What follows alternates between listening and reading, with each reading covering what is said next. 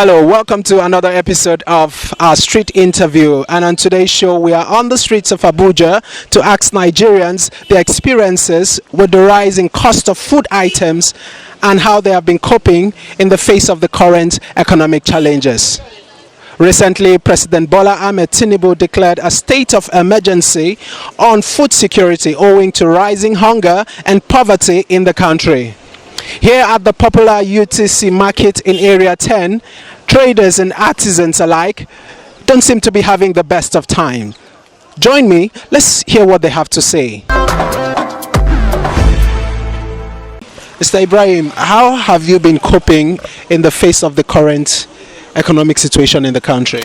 Only coping by the grace of God. When your salary can even buy a bag of rice and you have a family of about 10 to 14 people under you. So I don't know what the government is even doing. Whether they want us to go into any other means. Because I see no reason how your salary they cannot buy a bag of rice. Household can't even feed 3 square meals. Some of them that can even feed once. They just do that. But unlike what you want, you can't really get it. All the thing that you need to do is just eat anything that comes your way. Not that as something nutritious and all that. Things are getting worse every day. Things are very costly. It's not easy for us as a businesswoman in the market before. Like now you can see a tumbers of yam here. It's a yam that we normally buy 5 pieces of the yam. We buy 6,000 to 7,000, but now 5 pieces of yam is 12,500 in the market, and we are not happy with that. The where Nigeria is going, we didn't understand, because this is not the change that we expect before we vote APC. We are seeing now every day things is going higher. We cannot feed children in the normal way. We cannot pay children school fees. We think that things will better, that they will take us to the promised land, but where they are leading us to now, we don't understand. The other day I bought gari in the morning. When I went in the evening, they said now is 1,000, while before is 200 per cup. Now a cup is 200 and a cup. Not that the money is there.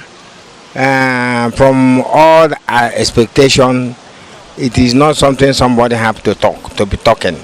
It's a terrible situation. We buy like before, we buy 500 naira mudu. Sometimes we buy 350. But now you can get it 2,000 naira. So when we come back to do it, we can't get anything inside it. And how is patronage so far? You can see no market, because when you tell your customer, the customer will not. They thought maybe we wanted to put our own money. It's not like that, because things are so hard. The market now, when we put it, we don't sell it, because when we tell them the price, they will not. They will thought that maybe we are adding our own money. We are not adding our own money, and you can see no market. Something that you see like this week, when you go there next week again, another percentage increment has been done. So it's really not too good. So I really need them to work on this. Have you been to the markets recently? I don't go to market. I don't live inside the city. I live at the suburb of the city. So what would you say regarding the cost of food items in the market? Not just the rice, like you have said. No, I listen to radios everywhere, BBC, all this. So I'm conversant with what is happening. I was practical experience. This is what is happening very close to me. A woman climb down and tell him a measure of guinea corn is 700. Before you close from work, you go back, it's 900. Next tomorrow, another increment. So it's across board. The only thing I found, the one that surprised me was even gari, that even people don't even take. I remember a time I went to Sokoto, they were calling Abicharini. But now I think it should be Abinchi for everybody. The thing is that there's no need telling them. They know what to do. You can't just, the government, you can't just clap hand today and say you raise the cost of fuel, where that's the only thing we produce, without looking at other implications of it. It brings down that fuel. Even if all of us will die, it's better. It's better. I prefer dying than the kind of terrible I have only 2 children. I know what, but when I look at other people who have 4, 5, I cry, I shed tears. If I were like them, it's a very terrible situation. My advice is that let them bring this fuel down because they're not paying for it. We are begging them with the name of God. They should do things. They should find solution to our problem. We are suffering. People are dying in hungry in Nigerian.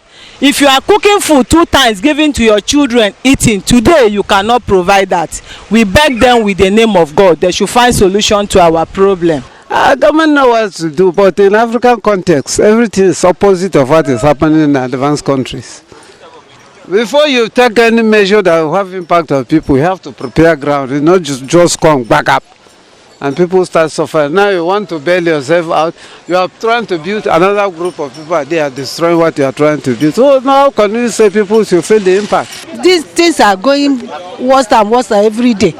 You can even imagine even pure water now. It's 15 naira for 1 pure water. So that somebody cannot even get that kind of money to buy even a single pure water. So let them help us. Things are too hard. Nigeria is great. Many people, when we look at this country, way back, this country has been doing very well. It's just that the indices now has been so bad. But I believe that we can make it. We can salvage the situation, and at the end of it all, if the government can really do the right thing, things will improve and the nation will get better. My observation is that God just want to teach us. When next you are voting, you know the kind of, you use your own conscience to vote, not because of this is from my side or this my brother is following this. Ajiri Daniels reporting live for the Sun TV.